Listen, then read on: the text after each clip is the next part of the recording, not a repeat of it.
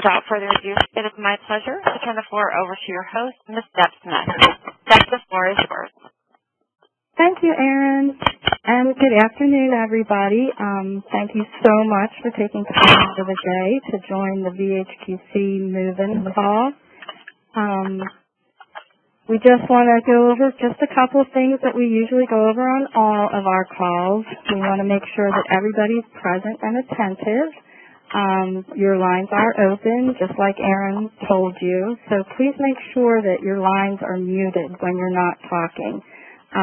Sometimes we hear people coming in and out of your office or in the hallway. Even if you think you're being quiet, we still hear that background noise, and it does tend to take away a little bit from whoever's speaking. If you do have to address somebody, a visitor, or go somewhere, just hang up and call back, because you can always call back in. Come prepared to share to these calls, too.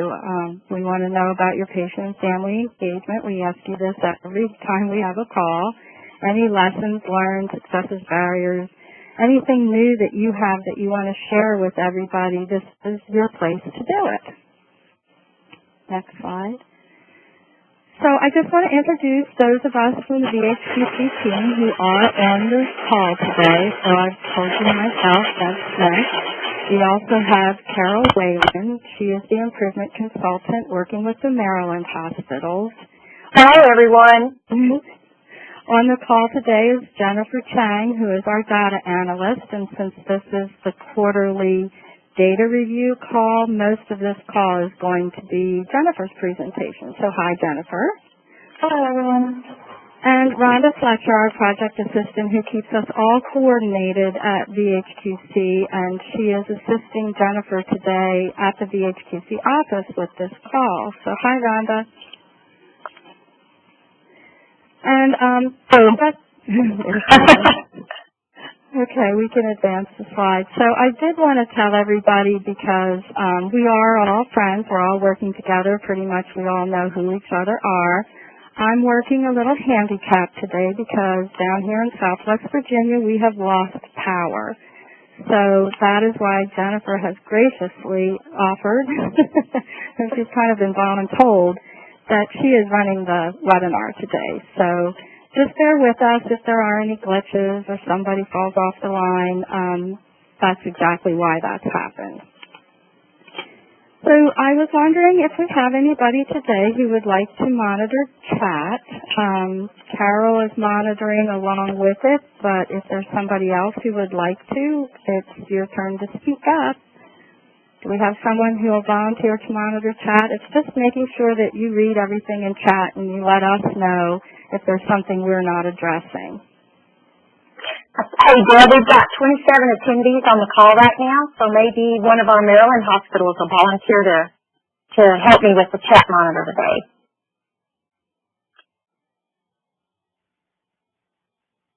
The lines are open.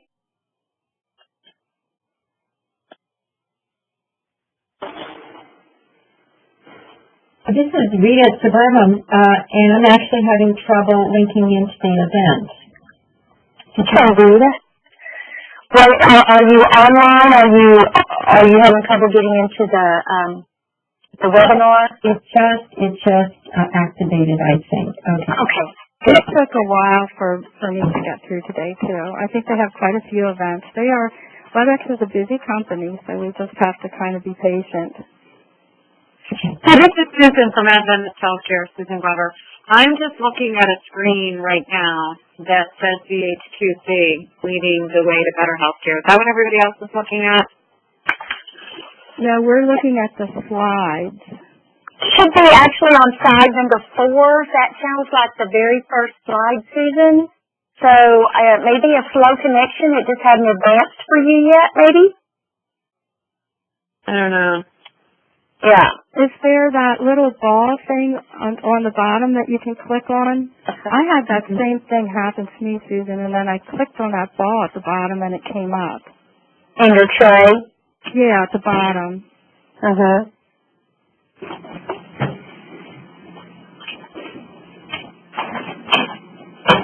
Did that help?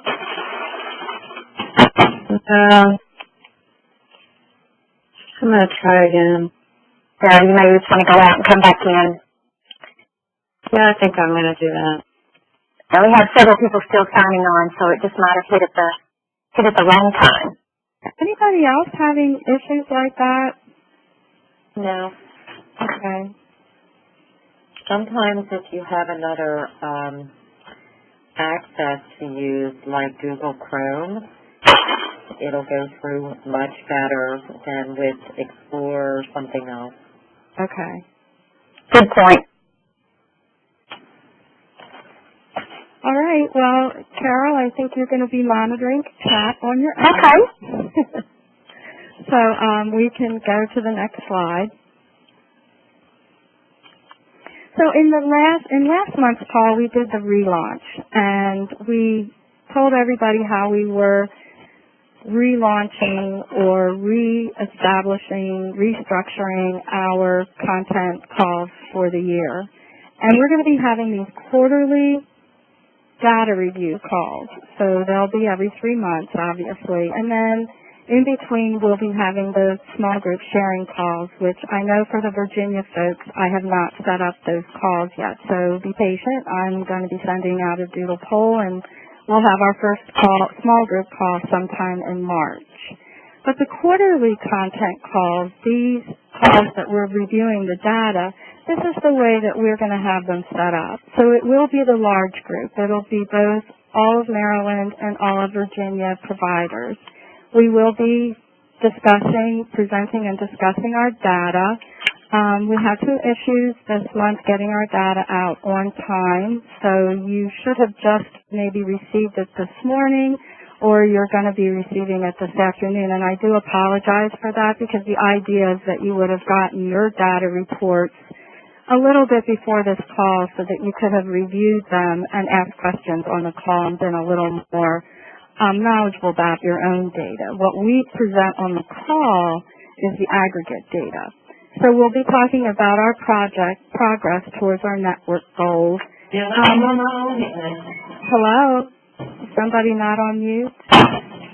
So do you need help? We'll also be sharing some high performers and their strategies, so that you'll be able to discuss best practices and sharing with them. And then moving forward, as we have our small groups and we meet in our small groups, all of those small groups will be bringing some information back to this quarterly call for the data review. Next slide. So an important reminder, and some of you hear from me and some of you probably don't, we are really striving to have 100% of our providers who have reported their data into NHSN before we can compile these monthly data reports. So just a little quick review on the first of the month, Jennifer pulls the data from NHSN for us and lets Carol and I know which providers are missing data. I go in and make sure that it isn't something real simple like you haven't put your summary data in, or there's not a plan for that month, or you didn't mark no events, or something like that. Then we just remind you to do that. Otherwise, we'll send an email reminder out to those providers who haven't entered their NHSN data. Then on the 5th day of the month, Jennifer pulls that data again. And if there's anyone at that point who still hasn't entered their data, that's when we do make some personal phone calls. And then we will pull the data again 2 days after that. So hopefully by the 7th of each month, we have the data from the previous month before. So we were trying to get December's data in before we did the reports this time. And as you can see, we have 100% of our providers who did report their NHSN data when we pulled the last data reports yesterday. So next slide.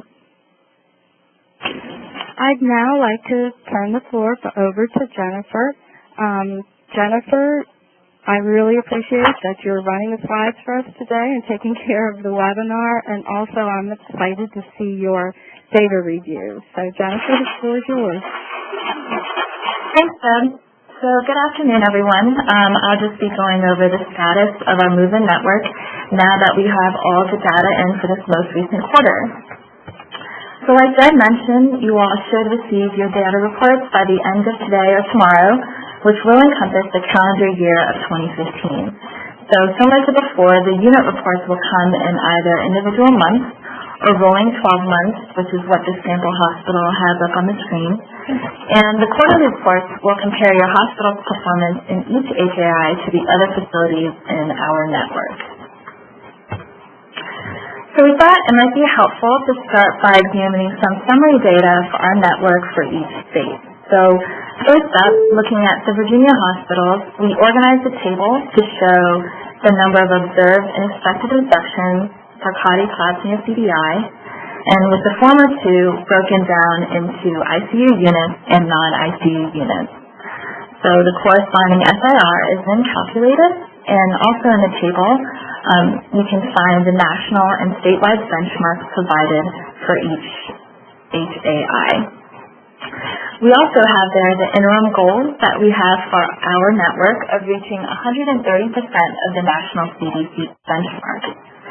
So if you look at the graph below the table, we've represented the national SIR by those red 6 dashes there, and the interim goal is represented by the red diamond. And all of the aggregate SIRs for each category, which you'll see running along the bottom, are shown by the purple bars. So here, we want to see the purple bars below each of the red cutoffs, since we want to be at or below our benchmark.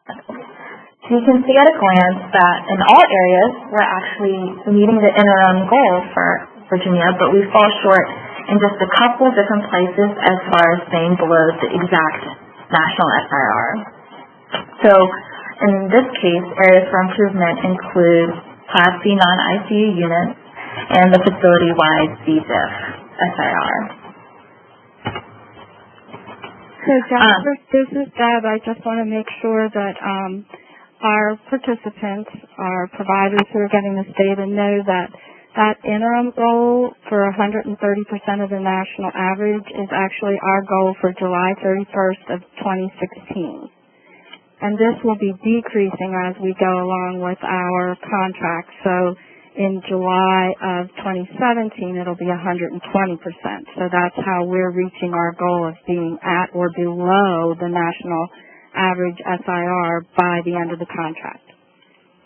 That's correct. So on the quarterly call that will be following July 2016, I'll change our interim goal, as Deb had mentioned, to the next July 2017 goal as we go along.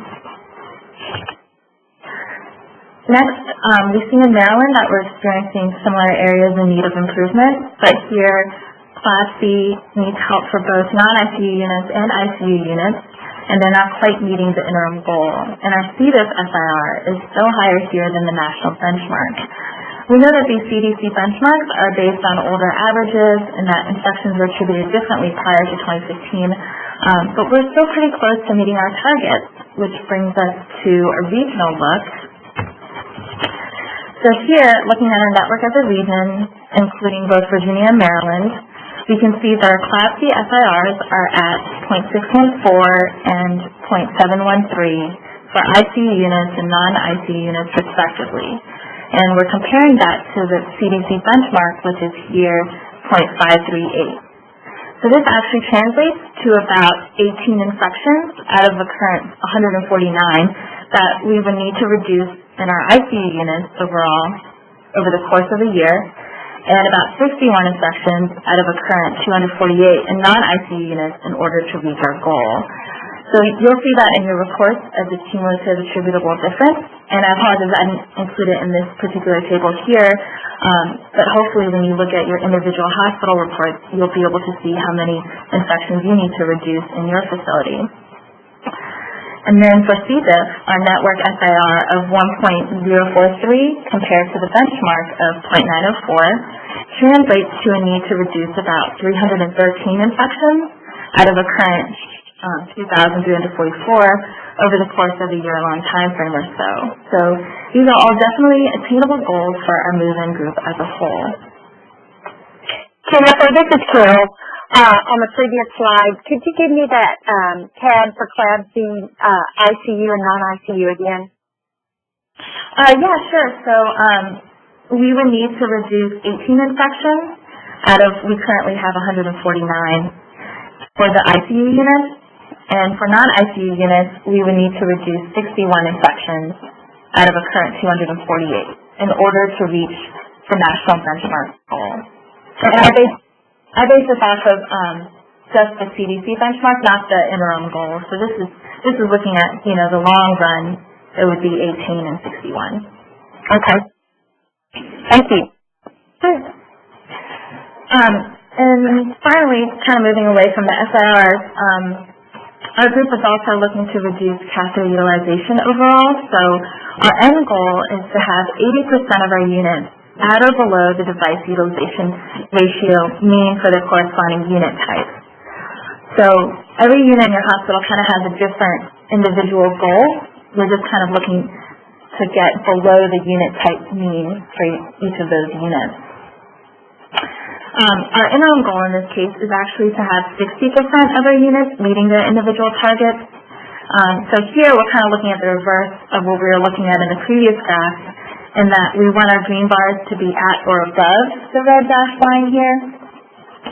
So currently we're falling just slightly short of the 60%, except for in Maryland non-ICU units and in regional non-ICU units. So Jennifer, can you go back to that? We do have from Eileen, or from one of our participants, that there's a question about the fact that you're showing, and just let me understand this, that CAUTI is at 1.38 in the table, but below 0.5 on the graph.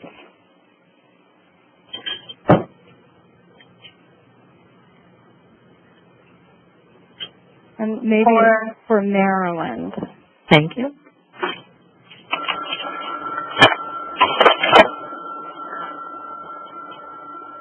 Oh, so 1.38 is the interim target that we have, the 130% of the national SIR. And then the actual performance is if you look at the network SIR table. So CAUTI in Maryland is at around 0.4 for both ICU units and non-ICU units. So in both of our states, we're performing very well in CAUTI. We're well below both the interim target and our final goal, which is around 1.38 or 1.057, depending on which goal we're looking at. Okay, thank you. So does anybody else have any questions about how this data is set up and the way it's being displayed here, so that we all understand it? And if you're on mute, you'll have to unmute yourself. Yeah. It seems pretty easy to see, to understand the data with the graphs that you have, with the national SIR and the little diamond that you have, and 50%. It seems pretty straightforward. Okay, thank you. If anyone has any questions about these graphs, we can always go back and take a look as we move through the slides as well. Are there any other questions in the chat, Carol? I'm not seeing any questions in the chat at this point. Okay, thank you. So based on that summary data, since we seem to be having the most issues with Class C and CDI, we decided to take a closer look at the breakdown and at our network performance. So this first slide is for Class C and Virginia hospitals. So this is what you receive in your network quarterly report, except usually your hospital is unblinded, and here we just blinded all of the hospitals. So it turns out that in Virginia, most of our hospitals, so around 23 for both ICU and non-ICU units, are actually at or below the CDC benchmark. So it's just about 7 to 9 hospitals with high SIRs that are weighing heavily enough on the overall SIR that the network was pulled a bit too high, at least for the non-ICU units. So that's kind of the pattern that we're seeing in Virginia, is just that a few hospitals are contributing more. Whereas in Maryland, we see something a little bit different. A lot of the hospitals are higher than the benchmark in this case. So For ICU units, around 15 of 25 hospitals have SIRs that are higher than the goal, and in non-ICU units, it's about 14 of 27. So in this case, the work, there's more work to be kind of distributed throughout the network here in Maryland for Class C and both types of units. So you can just see the majority of the hospitals in Maryland are kind of contributing to the SIR here for Class C. And then if we look at C-diff, we're kind of seeing similar patterns for the states that were mirrored in Class C, where Virginia has fewer hospitals, about 12 of 33, that are pulling the SIR up, while Maryland has more hospitals, the majority, about 16 of 27, that have high SIR contributing to the network aggregate. So you'll be able to see where exactly your hospital ranks within this graph here once you receive your network quarterly report, if you haven't already received it. So can we just take a minute and go back, and does anybody have any questions or comments? Is this kind of what you were expecting to see as a state, whichever state you're in?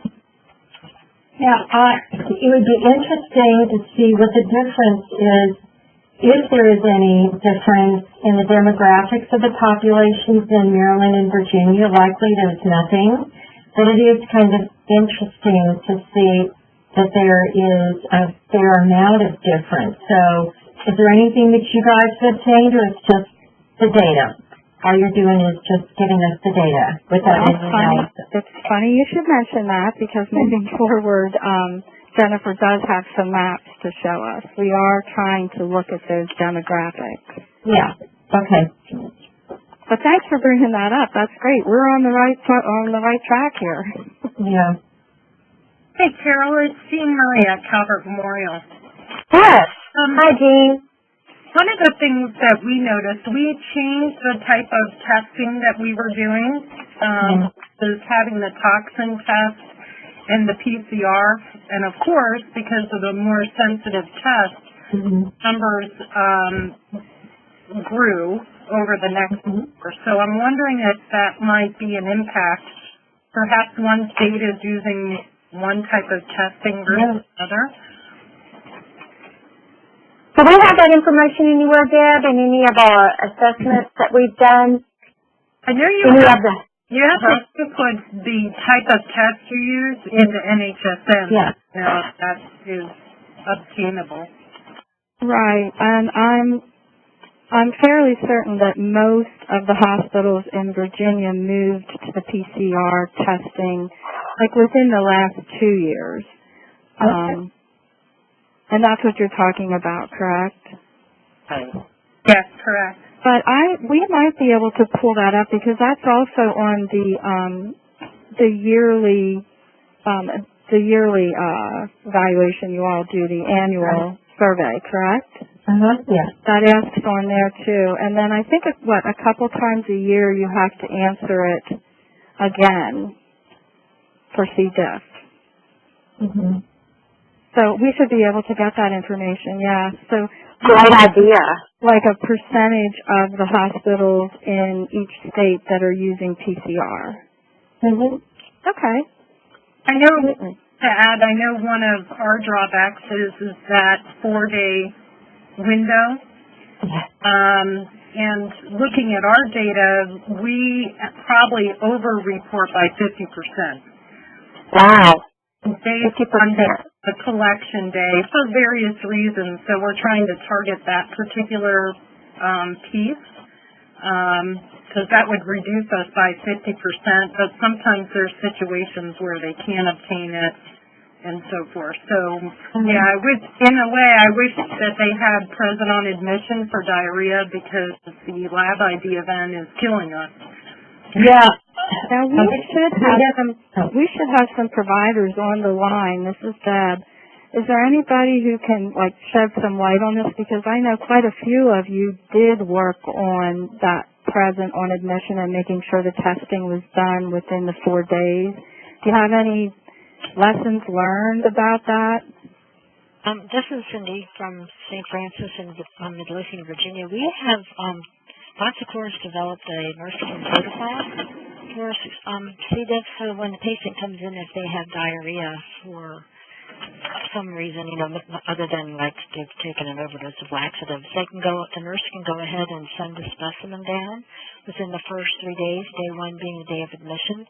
And that has significantly I think that, along with some other things that with our protocol, has decreased perhaps some that appear to be hospital-acquired, because we're getting it. If they've got a diarrhea stool, they don't have to have multiple ones. You can send the first one within the first 3 days. Now, after day 3, then they have to have leukocytosis and an elevated fever and multiple loose stools, and then it requires a physician's order to send it down. And we do use the PCR. So that, and then that in conjunction with, we've changed some of our cleaning methods.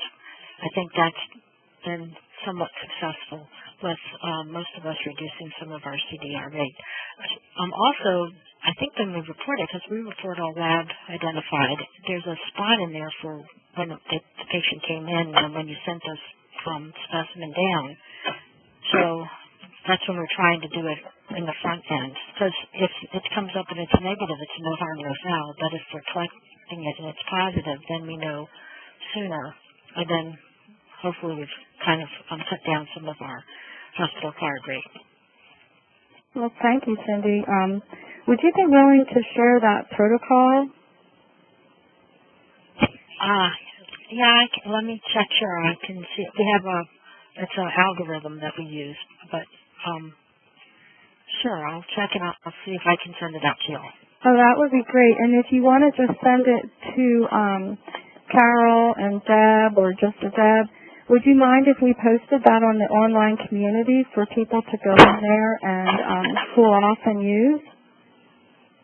Sure. I just have to check with my superiors. But sure. Well, thank you, and thanks for sharing that information. And Deb, this is Sue Mason from Mary Immaculate. I'll add to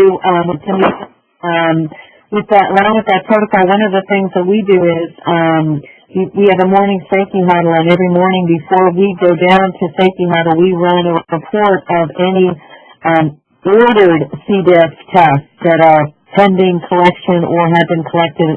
And it gives us kind of a heads up, especially if it's a patient that is greater than 4 days, because we will have occasions where, let's say, an ID doc will come in and order a specimen, or if there's even been a repeat order within the 7 days, which we do not want them to send another sample down. And what we do is intervene on the front end of that as well. If there is, we do a chart evaluation and really look to see, what the patient's symptoms are. And sometimes we're able to have a discussion with the physician and get that order canceled if it's not an appropriate order. So that's another measure we do is take a look at, because we take a look at what's out there pending as well. That's a good idea. Thank you, Sue. So this is Carol. I have a question for you on that. So do you have any type of electronic alert set up in your health record that alerts you when one of these orders, in the 7-day period occurs? No, we don't. But you can go in and when we look to see what, when we go in to look at the C. diff orders that are still pending out there, we go in and take a look at, and if we've seen that a sample, we also have a line listing that we keep a running total of, so we look at, any test, whether it's been positive or negative, and so if they're already on the list, it's real easy to see that they've already had a sample that's been sent. Thank you. And in Richmond, I think they have within the lab here, if it's been sent within the shorter time frame, there's an automatic cancellation. It says no, that it's already been done within the 7 days. And does that come from the lab side? Yes. Okay. So that's a hard stop right there. That sounds good. So it can't automatically cancels. And that was Cindy again, right? Yes. That's part of, yeah. Well, they did do that. They have made some changes within the lab. But as far as I know, that if it has come within the 7 days, there's a stop that says that this test has already been ordered. That is true. They do that. Oh, thank you, Mariana. So we have a comment from Andrea. Andrea, do you just want to pop on the call and discuss this? Are you there, Andrea? Yes, I was having a hard time taking myself off mute. This is Andrea. I was from the Virginia Department of Health. In reference to our discussion about C. diff test type, I just wanted to follow up on what Deb was saying, that on a quarterly basis, when you all enter your summary data, you update, as applicable, if there are any changes to your test type. And so the standardized infection ratio calculation continue to take that into account. If there are any changes in the test type being used in your facility, the SIR will continue to adjust for that. So I think it's definitely worth taking a peek into whether there are any differences between our states with regard to the test used, but just to know that the SIR is already taking that into account. And so the numbers that Jennifer has presented are risk adjusting for that variable. Thank you for explaining that, Andrea.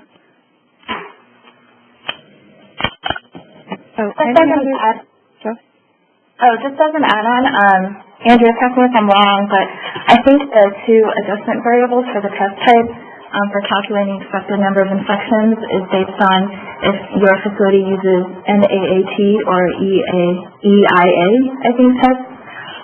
But I don't recall seeing one for PCR, which is what Deb was saying a lot of the facilities are using. I know the formula is kind of ordered that they use for calculating expected number of infections. But like Andrew said, it does adjust for that test type, and I can still take a look, at least for our next quarterly call, and kind of see if that specific test type that you all mentioned seems to be making any kind of difference, or if the stats are different in each state. That would be interesting. Thank you, Jennifer. Sure. So any other comments? Any other questions that anybody has about CAUTI or CLABSI also? I think that, having a full year of data is very helpful when we look at this. We've been looking at rolling 12-month quarters, and I think that being able to look at this data for a year for our entire network has really revealed our opportunity in a clear way. So thanks everyone for getting your data in, getting in and on time, so that we can get a really clear picture of what's going on.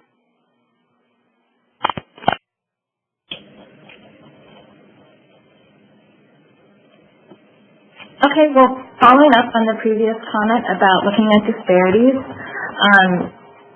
we wanted to conclude our data review with these maps, which I think you've all seen before. So currently, we're just looking at one overlay, which is the percent of the population that's over 65-year-olds by county. But in the future, we're going to be looking at more demographics and that kind of thing, and be placing them on the online community name for all of y'all's access. So currently, they've been updated with the most recent publicly available hospital compared data, which encompasses Q2 of 2014 through Q1 of 2015. So, like before, the larger redder circles represent a higher SIR in the upper quartile, and the small green circles represent the lower SIR on the lower quartile. So each of those circles is going to represent a hospital in each of our two states. So, for example, with an SIR of 0.0, Carillion New River Valley, as shown on the map, is represented by a small green circle, since they're one of our top performers for CLABSI. For CAUTI, one of our high performers includes Greater Baltimore Medical Center, and they have an SIR of 0.188. So here they'd be represented by the yellow circle, as you can kind of see drawn there. And in the busy region out there in Baltimore, you can really see a wide range of SIRs, densely populated there. So it's quite commendable to maintain a low score with such a high volume of admissions. And again, this is over... Oh, sorry. I just wanted to ask, are some of the hospitals that are high performers hospitals that have maternal child services like labor and deliveries and newborn nurseries? Or not? Do we know? That data is not counted into the SIR for Claudia and Clabsy. It's acute care, adult, ICUs, and non-ICUs. Without any moms and babies, correct? Right. Okay, got it. Okay, good. Thank you. And again, this is just overlaid on top of the percent of population over 65 years old. But we'll be looking at a wider variety of disparities as we move forward. And finally, for CBIS, you can see that with a cutoff of 1.2, there are actually a lot of red circles here. And we can see, however, that Central Southside Community Hospital has an SIR of 0.474, so they're one of the high performers in our network. So currently, these maps are shown as a screenshot, but they're actually exported to the interactive, where mousing over circles will tell you the name of a hospital and their corresponding SIRs in all three of the HAIs. And this is for all hospitals in both states, since it's publicly available data, so not just the ones that are in our network. So we're finally planning, like I mentioned earlier, to integrate these maps into our online community names for your access and hopefully for your benefit to use in improvement efforts. And we're taking any and all suggestions for what might be helpful for you. And when we put it up there, if you all could just let us know your feedback and what else you'd like to see, we can definitely do that. And we'll take into account your suggestions for the next data review that we have. So please let me know if you have any questions for me. Either now, or you can send a question via email later if something comes up. Yeah, this is Sue. Who is going to have access to this information? Anyone that is enrolled in our online community, or if you're not, we can always send you a link. But we're going to make it available to everybody that works with us. It's all publicly available data. It's just a way of representing it and that. Maybe just let them know, Jennifer, where this data comes from. Sure. The hospital data that I'm getting for the SIRs comes from Hospital Compare. And then the county disparities that I'm looking at is from the website countyhealthrankings.org. And I believe that they draw from the census, at least, but it might be a little bit outdated. Like I think some of the demographic information might be from 2013 or 14 from the Census Bureau. And the most current hospital compare data, I think, is current through the first quarter of 2015, correct? That's correct. So this data, this Carol, it doesn't, align directly with what our network reports are. So just keep that in mind, when you're looking at this and sharing this with your leadership. And I know that we have a large number of IT staff on the line as compared to the number of quality staff on the line. But if your IT and your quality folks are not on the call today, I encourage you to begin to share this information with your quality department, because I know that they'll be wanting to take a look at this as they're looking at the population health in your area and working with your downstream providers such as your long-term care and what's going on in your community. This is a great tool for your quality staff. And we'll make sure to send an email out with instructions on how to access this once we get it loaded into our online community. The other thing is, Jennifer, can you tell us what we already have available? Because this is the population that's greater than 65, or pretty much the beneficiaries for CMS. What else do you have available? We can break it down by race and by gender. I do believe there might be, I believe there's also, income inequality and that kind of thing. There's a variety of data available on county health rankings that breaks it down by the county in each of the states. So if you go onto that website, you'll be able to see and let us know what you think might be helpful to take a look at. And Jennifer, how often will these be updated? As often as Hospital Compare comes out, which is I think every quarter or so, so the next one will be through quarter 2 of 2015. And seeing as they released this one in December, through quarter 1 2015, Deb, do you think the next one would be in the next couple months or so? Maybe Andrea can help me out with this, but I think it's twice a year. Oh, it's twice a year, okay. Do you know, Andrea? I'm not sure. Just whenever it comes out.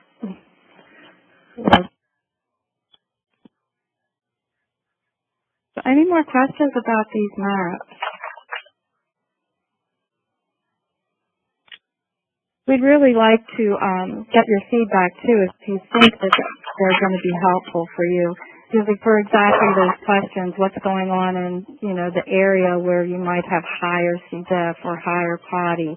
Is there something that you can work on, down to the patient level that would be able to help you decrease those FIRs?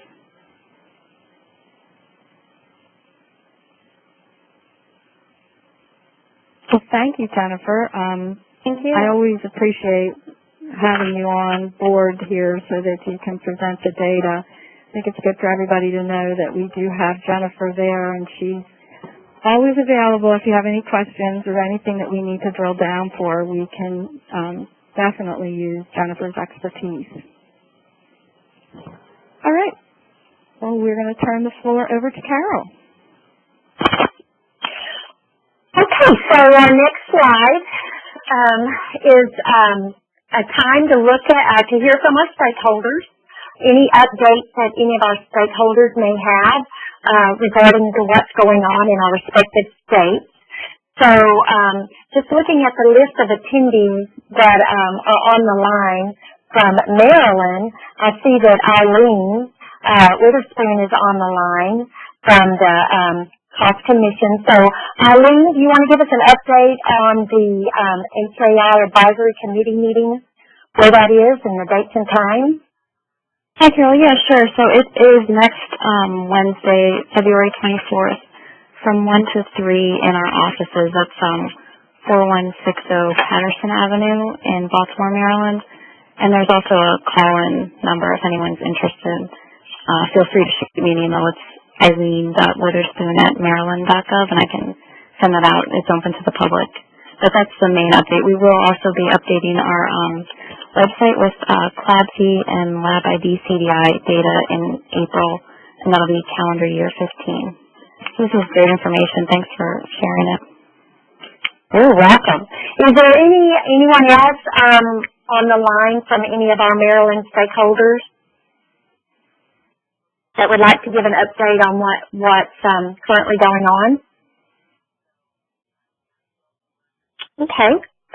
Well, I know that Andrea is on the line from VDH. Andrea, do you have anything to share? Hi, Carol. The only other thing I wanted to add is that on March 11th, VHQC and VDH and Apex, Virginia will be hosting a webinar about the Targeting Assessment for Prevention report, and part 2 of a 3-part series about NHSN and just working through some data tips for surveillance and analysis within NHSN. So kind of save the date for March 11th and look for registration to come your way in the near future. Yeah, and just to note that the Maryland hospitals are invited, and we had a number of our Maryland hospitals that participated on the February 10th call and listened in, and all good information applies to all of our states. So thanks for that update, Andrea. And that recording, the recording of that call will be posted on the online community, and you guys I'll get an alert to that as well. Anything, Deb, specific? I know Andrea mentioned APIC. Anything in particular that we need to share? Sue is on for APIC. Sue, do you have an update? Yep, this is Sue from the president of Virginia APIC, and I was going to mention the upcoming call that Andrea had talked about, and so we're just in the process of continuing to work on our planning for our October conference, education conference, which will be October 16th.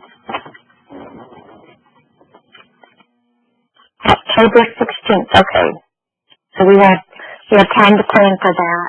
And is anyone on from VHHA? Yes, this is Betsy Cole. I'm on. I don't have an update to share at this time, though. Well, thanks for being on the call and, participating. We appreciate all our stakeholders, and we're working very hard to align our efforts to reduce duplication and to make this work most efficient for our hospitals in both states. Any other comments around stakeholder updates? Anybody that I missed? Okay. All right. So next slide, please. So we want to remind everyone around our education events. We've, since the MVHIN work has started with Partnership for Patients, we have multiple learning opportunities. These are basically webinars. Some of them are live, some are recorded. And so, if you're needing educational resources, this is a great place to go out on the online community. If you click under the Education tab, there will be the links to these recordings and to the slides and the transcripts for most part as well, so you can kind of scroll through there and see if there's anything that can address your specific need for your hospital. And we'd like to thank the VHHA HIN and the Premier HIN for being willing to share these educational events with all of us. So again, our MVHIN network has webinars that we will be providing for our hospitals, and we are continue to work with our hospitals and with Dr. Michael Stevens to provide education in the coming months. So more to come on these very specific webinars that we'll be providing to our members. And of course, we appreciate your feedback. What are your needs? Never hesitate to shoot Deb and I an email or speak up on the calls at any point. If you just come from a meeting and you think, no, we really need some education around this, we're not able to find it anywhere else, please let us know and let us help meet that need. Okay. So, again, we've talked a little bit about our online community already. Jennifer has shared that she will be posting those wonderful geographical maps for us, interactive maps on the online community. And we've done a little bit of work. We mentioned before that our infection prevention community numbers are not growing, even though we have a large number of folks signing up for the online community, the VHQC. We're not getting specific members to our IP community. So Deb and I are working on a list. We have a spreadsheet that has those who have signed up for the community but have not specifically signed up for infection prevention. And so we will be sending you an invitation in your email to go ahead and sign up for the infection prevention communities, particularly so that you can access all these great resources with a click of your mouse. Okay. So thinking ahead, as Deb said, we always want to remember our patients and families and how we can better engage them through our HAI reduction work. We'll be providing more details on that as we move forward, but we'd also like for you to always keep your ear to the ground. We know that a lot of our infection preventionists aren't particularly as aggressively engaged with a lot of the patient and family work that's going on with the PPAC committees. So I'm hoping that as this work continues to grow and as that those committees are structured within your hospitals or begin to include some of your HAI reduction work around patient education or any other area that you guys can jump in there and help our patients understand more about how they can prevent these infections. We'll have our next quarterly call on May the 17th, so we've got a couple of months, and we're always looking for volunteers to help us in the chat monitor and the timekeep. Those are just two real simple tasks, and it helps to engage our members so that this is not just our call, but it's everyone's call. It's our members, it's VHQC, it's our stakeholders, it's everyone working together on these calls. And as I mentioned earlier, you know, we have our IPs, our majority of our participants on this call are IP staff, and we love our IP staff, but we all know that HAI prevention is not squarely on the shoulders of our IP staff. We have leadership, and we have nursing, and we have quality that are invited to these calls. So please continue to invite them. If they haven't come yet, just keep asking and inviting them to our calls. Carol, this is Deb. Can you go back one slide, Jennifer? As far as patient and family engagement, and everybody, I'm going to lose my computer soon because I have no electric to plug it into. But there's also on your agenda that was sent out today, you got the agenda and then also the handouts with the PDF of the slides. There's, on the second page under Thinking Ahead, a widget, and it didn't get put in here. I'm sorry, I didn't get it into the slides. But this widget is something that's really interesting to go on to for patient and family education about many different things. Cardiac health, diabetes, there was a surgical site, like what you should ask your surgeon on the way in. So that link is on your agenda, second page, Thinking Ahead, and you'll see it. VHQC is providing this widget to healthcare providers and stakeholders in Maryland and Virginia through a partnership with Sanofi. So just go in there and look at it and then give us some feedback. You can give the feedback on the online community then. That's it. Thank you. Thanks, Deb, for reminding us about that link to the widget.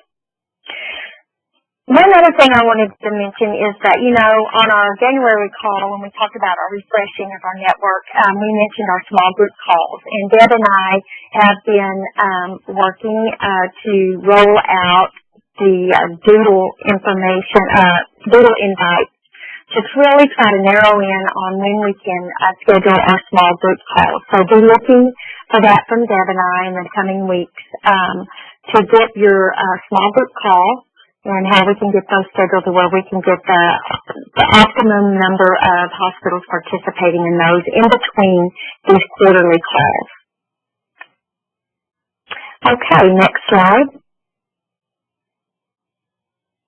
So we got to, close out our call today. Carol, before my computer shut down, Teresa Burton has a question in chat. Can you all answer that question that she has in chat?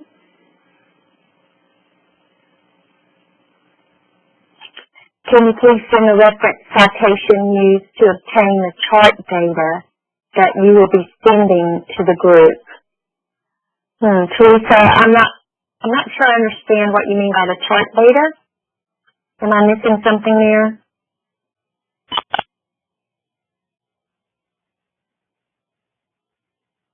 Teresa, are you on mute? Yes, I just took myself off. The reference that you used, you said something about the Census Bureau and Hospital Compare. Oh, Jennifer. Yeah, we can send that out. I can forward the link. So that I have, yeah, the correct right link and, reference citations. Sure. Thank you so much. You're welcome. Thanks for asking. Yeah, and so before we close out the call, we just want to make sure we take time to thank everyone for the hard work that you do every day on the front lines, and then prioritizing our calls and showing up on the calls and really sharing what you're doing to help others that are still struggling. As you can see, looking at our data, we have a lot of work to do.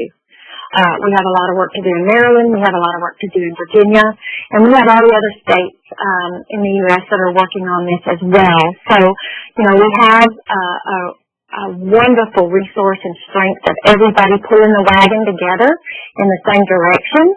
And I just want to thank you all for continuing to be engaged and sharing and helping one another. You know, if you have any comments or thoughts about the work, feel free to speak up now. We have a couple of more minutes. If not, just remember to complete your evaluation when you exit. You know, we look at these evaluations. We really try to improve these calls to be of value to you. And always let us know any future needs you may have around education. Barb, do you have any closing remarks if we don't hear from anyone else? Well, just to remind everybody that there is an HRET VHHA HEN call at 1:30 on CAUTI, so that's following up here. It's a busy day. Yeah. And Deb, are you presenting on that call? No, just a stakeholder update on that call. Okay. All right. Anybody have anything else? Okay, we have a couple of minutes to give back to you then. And again, thank you very much, and we'll be talking with you soon. Okay. Bye from VHQC and the MVHIN Network. Bye. Thank you. This concludes the conference. You may now disconnect.